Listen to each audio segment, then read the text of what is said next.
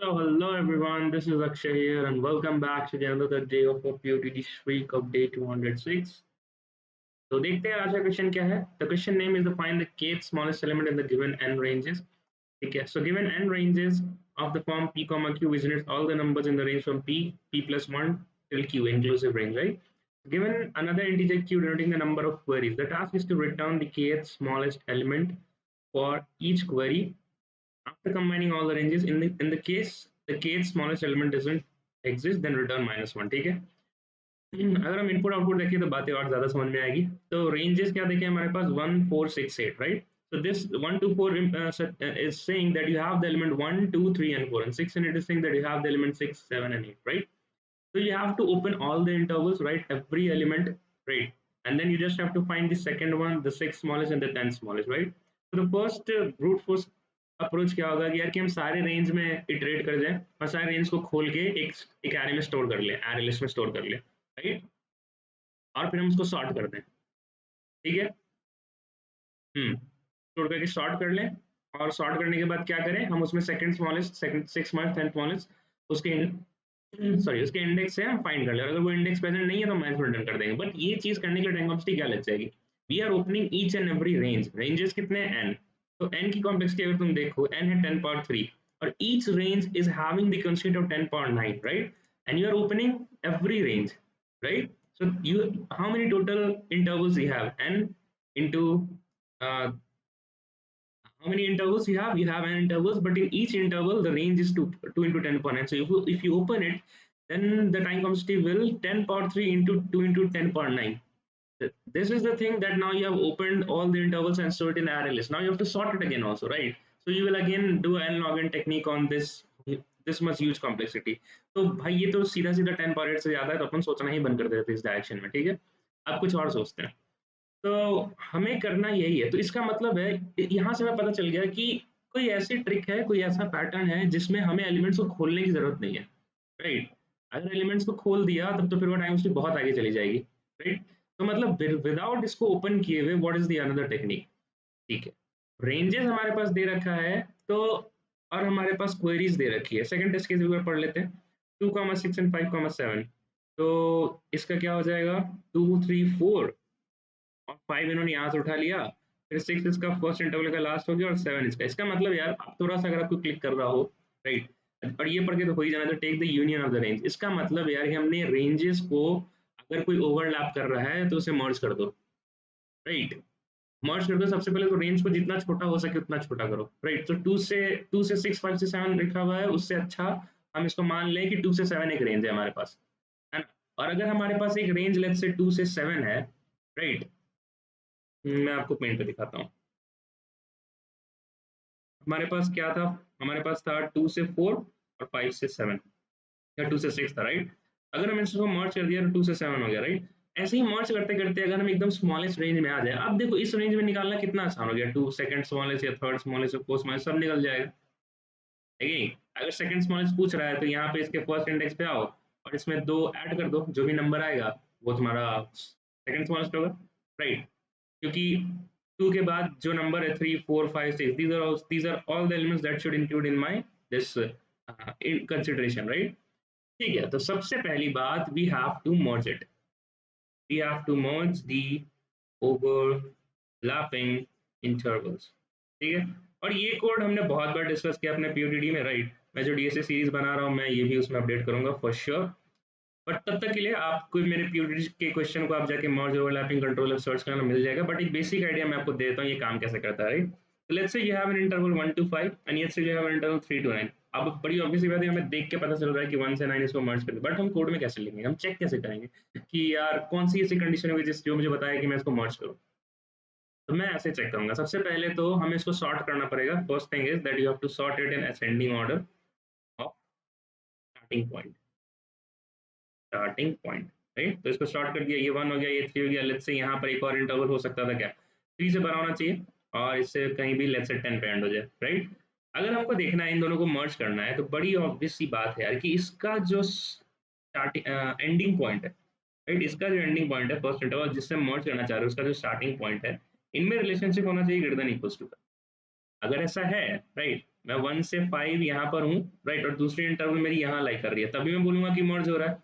इसका मतलब कि जो सेकंड इंटरवल का स्टार्टिंग पॉइंट है वो कहीं ना कहीं इसके बीच में लाई कर रहा हो, और इसके बीच में चेक करने की जरूरत नहीं है, बस इस पॉइंट से चेक कर लो तुम, राइट। तो वही मैंने चेक किया, if the end of the first interval is greater than equal to start of the second interval, तो मर्ज कर सकते हैं। अब मर्ज कैसे करें यार? मर्ज करने के लिए हमें दिख रहा है कि 1 to 9 मर्ज कर सकते हैं, बट क्या 1 to 5 कर सकते थे? नहीं। तो हम इसको कैसे हैंडल करेंगे? हम इसको ऐसे हैंडल करेंगे कि जब ये कंडीशन हो जाए सेटिस्फाई, तो we will update the end as math dot max of first interval का एंड, फर्स्ट इंटरवल मैं ऐसे लिख देता हूँ, first interval dot end comma second interval dot end, ठीक है। होप आपको बात समझ में आ रही होगी, ठीक है, ठीक है, ठीक है, ठीक। तो एक और एग्जांपल तुमसे देख लेते हैं। तो इस केस में क्या हो जाएगा, ये 9 हो जाएगा, राइट, 1 से 9। अगर हमारे पास वैसे ऐसा केस होता कि 1 से 5 है and then you have what 4 से, no, you have 3 to 4, right. तो हम ब्लाइंडली 1 से 4 नहीं बता सकते, राइट, तभी हम चेक कर रहे हैं ये कंडीशन सेटिस्फाई हो जाएगी, स्टार्ट स्टूडेंट। उसके बाद हमें इन दोनों में मैक्स निकालना होगा, इन दोनों का मैक्स देखो तो आपके पास 5 होता है, और बड़ी ऑब्वियस सी बात है 1 से 5 तक ये हो भी जाएगा merge, right. This is the code we will write. और मेरे को चार्जर भी कनेक्ट करने दो, नहीं तो पता नहीं कब बंद हो जाए। सो आई हैव, उसको बहुत सारा टाइम दे दिया मैंने यार क्वेश्चन को समझाने में, तो तुरंत फटाफट ये कोड करो अपना। सॉर्ट करने के लिए एक कस्टम कस्टम कंप्यूटर बनाना पड़ेगा तुम्हें, क्योंकि ये क्या पेयर है, राइट। एरे को सॉर्ट करने के लिए हमारे पास ऐड और सॉर्ट है, कलेक्शन को सॉर्ट करने के लिए हमारे पास कलेक्शन डॉट सॉर्ट है। बट ऐसा कोई भी डेटा स्ट्रक्चर नहीं है जो दो वैल्यू एक ही इंडेक्स पे होल्ड करे, तो उसके लिए हमें कस्टम डेटा स्ट्रक्चर बनाना होगा, लेट्स से इंटरवल, इसके पास होगा a कॉमा b, राइट, और हम इसको सॉर्ट करेंगे। और क्योंकि ये कस्टम डेटा स्ट्रक्चर है तो इसके लिए कोई इनबिल्ट लाइब्रेरी सॉर्टिंग की काम नहीं आएगी। हम चाहते हैं अपने लॉजिक से सॉर्ट करना, that is the starting index, हम इसके लिए कंप्यूटर यूज करेंगे। मैं फटाफट मर्ज इंटरवल से कोड लिखता हूँ और फिर एक वॉक थ्रू देके आगे बढ़ेंगे, ठीक है यार। तो I have written this sort merge intervals code. उसके पहले हमने एक इंटरवल क्लास बनाया, राइट, कस्टम डेटा, जो दो वैल्यू होल्ड करता है A and B, right, you can clearly see, ये बनाना बहुत आसान है। उसके बाद हमने क्या किया, ये जो रेंज में जो रेंजेस थे, हमने इसको एक एरे बनाया of interval type of N size, हमने उन सारे रेंजेस को इस इंटरवल में स्टोर किया। फिर हमने एक इंडेक्स वेरिएबल डिक्लेयर किया, और ये मर्ज इंटरवल से हमको इंडेक्स रिटर्न करा। अब ये इंडेक्स क्या है मैं आपको बताता हूँ। तो सबसे पहला स्टेप क्या था, हमें एक सॉर्ट करना होगा यार कंप्यूटर से, ठीक है। कंप्यूटर के लिए मैं अगेन थोड़ा सा ओवरव्यू दे देता हूँ। जब भी आपको कोई एक पर्टिकुलर या कस्टम रजिस्टर को सॉर्ट करना है, this is on any point, अगर आपको असेंडिंग में सॉर्ट करना है, ठीक है, सबसे पहले तो जो भी डेटा स्ट्रक्चर बनाया है उसका दो इंस्टेंसेस ले लो यहाँ पे पैरामीटर्स में, इंटरवल I1, इंटरवल I2, या फिर इंटरवल ए या इंटरवल बी ले लो, ठीक है। ए और बी ऊपर इस्तेमाल कर रहे थे इसलिए कुछ और लेना, सी एंड डी ले लेना। उसके बाद क्या करना है, if you wanted to sort with respect to the first point, तो फर्स्ट पॉइंट कैसे एक्सेस होता है, डॉट ए से, क्योंकि हमने ए डिक्लेयर कर रखा था। तो फर्स्ट इंस्टेंस का first point minus second instance का फर्स्ट पॉइंट, अगर ये रिटर्न कराया तो असेंडिंग ऑर्डर में हो जाएगा। इसका रिवर्सल रिटर्न कराया, that is I2 dot A minus I1 dot A, तो वो डिसेंडिंग ऑर्डर में मिल जाएगा, ठीक है। बड़ी सिंपल सी बात है, कंप्यूटर कैसे वर्क करता है और आप कैसे लिख सको, राइट। तो मैं ऐसे ही याद रखता हूँ इसका इंटरनल वर्किंग। आपको फिर से पढ़ना है तो आप again you are always, I will encourage you to go through the documentation, but code लिखने के बाद याद करने की बात आई तो मैं बता दिया आपको, ठीक है। इंडेक्स इक्वल्स टू 0 हमने एक उसके बाद हमने क्या किया, हम अब इटरेट किया सेकंड एरे से, राइट, और हमने चेक करना शुरू कर दिया कि जो अभी जो हमारा सेकंड ये जो किया हमने, कहाँ के पेड़ पे चलते हैं वापस से, ये जो हमारा यहाँ से मैंने इटरेशन शुरू किया और मैं देखा इसका जो स्टार्ट है और प्रीवियस का जो एंड है, end should be greater than equals to start, मैं दिखाता हूँ आपको।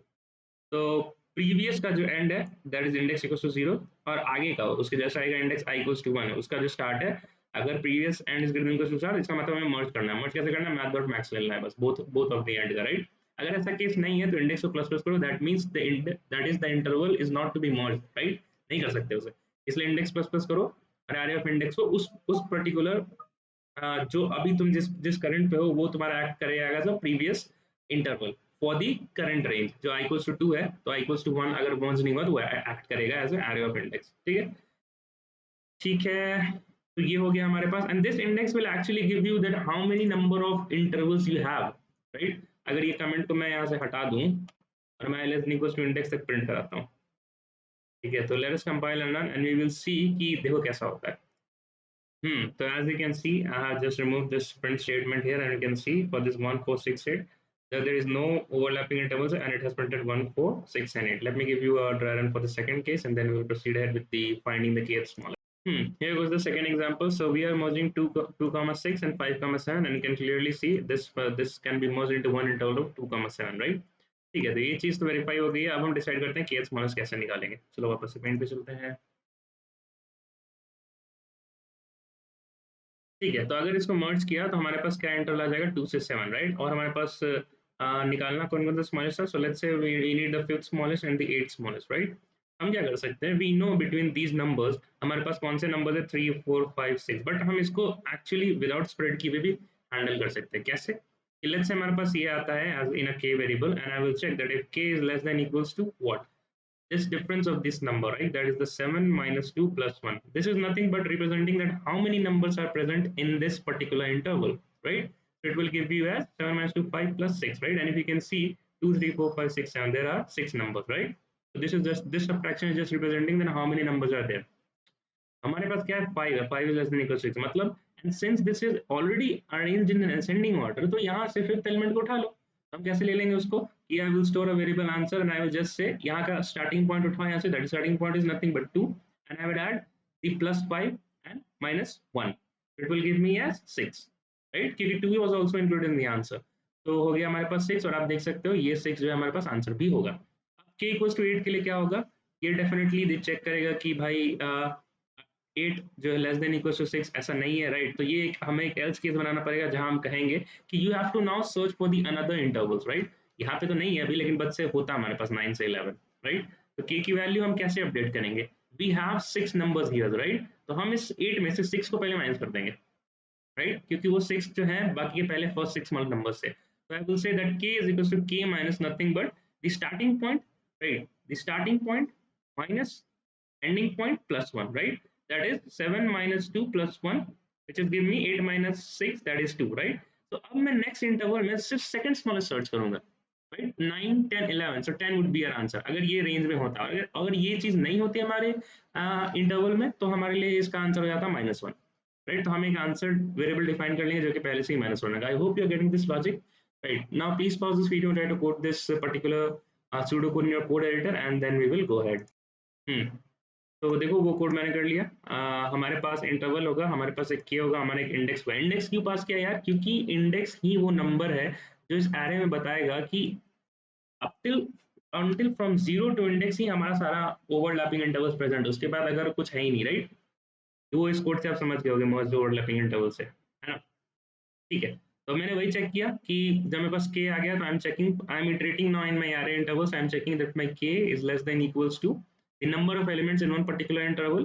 तो हम फिर उसी इंटरवल से अपना आंसर निकालेंगे प्लस k माइनस 1 करके, और वहां से ब्रेक कर जाएंगे, हमें आंसर मिल गया। एल्स ऐसा नहीं हुआ, then we have to reduce the k by the number of elements present in that interval and then we will keep on checking with the further intervals, right?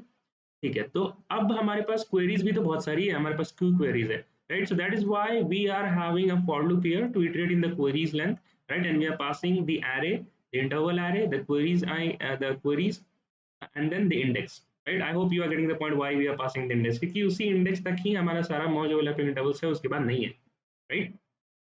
And ठीक है, हमें जो answer है हमने answer में add किया and then we are returning the answer. ठीक है यार, तो अब इसे सबमिट करते हैं तुरंत से। Before submitting it what would be the time complexity, since we are making a interval array, right? तो वहां पे ओ ऑफ एन हो गया, then we are what we are doing that we are calling the merge intervals, तो वहां पे क्या हो जाएगा n log n, पहले हमने सॉर्ट किया then we are just running a for loop. n log n यहीं पे हो गया हमारा, राइट?